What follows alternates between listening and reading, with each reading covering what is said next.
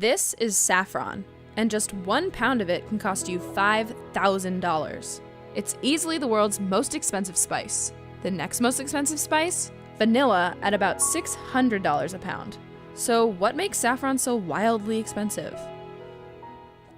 For starters, saffron is a complicated spice to harvest. My name is Arash Qalagulab Behbahani. I am postdoctoral research associate at University of Vermont. To harvest the saffron, you need a lot of hand works to pick up the flowers, separate. Saffron is dehydrated or dry stigma. The stigma is the female part of flower. You have to separate that stigma, dry that, and for all of these procedures, you need hand works, laborers. I prefer to harvest the flowers by hand because I don't like to damage other parts of plants. Saffron comes from the saffron crocus flower, and each flower has 3 red stigmas. That's the saffron. The yield of saffron is really low. You have to hire a lot of laborers to harvest 4 pounds of saffron per acre. It's nothing. Just 1 pound of saffron requires 170,000 flowers. The purple flowers bloom over a 6-week period, from late September to early December. There's also a specific time of day to harvest them. When we have a high relative humidity in the air, so it can affect the saffron quality. Also, sunlight can break the chemical structure in the saffron. So we prefer to harvest the saffron early morning every day, or if you don't have flower every day, every 2 days. 90% of the world's saffron is grown in arid fields in Iran, but harvesting all of that saffron comes at a price. Why Iran is the main producer of saffron? Because workers are available and they are cheap. In some part, it's like slavery.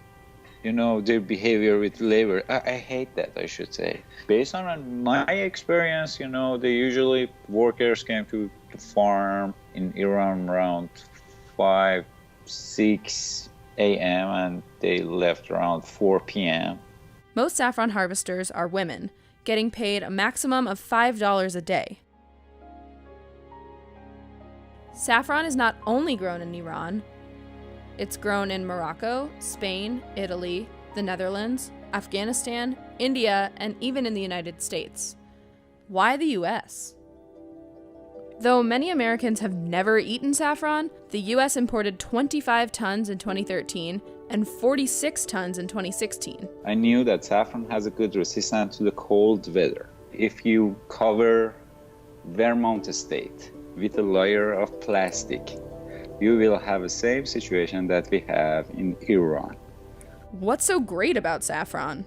Over centuries, it's proven useful in many situations. Saffron is most commonly used in cooking. As an Iranian, every day we use saffron in our dishes. We cook with saffron a lot. So far, I couldn't find an alternative for the taste of saffron. It gives paella its signature flavor and golden color. It's also used in broths, breads, and marinades.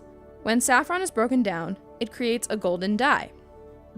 Everything is not just about saffron production procedures. Saffron contains some chemical components which are really expensive, like picrochrosine, crosine, and saffronol. They are 3 main components or compounds which are responsible about the taste and color and smell of saffron. When we are talking about saffron quality, technically we are talking about these 3 chemical components. Saffron inherently is a valuable thing. People have tried passing turmeric, red marigold petals, and lily flower stigmas as saffron, but the flavor and dye is totally different. In large quantities, saffron can be a potent, happiness-inducing narcotic. And research suggests it may help reduce the symptoms for Alzheimer's, depression, and PMS. Who knew this little spice packed such a punch?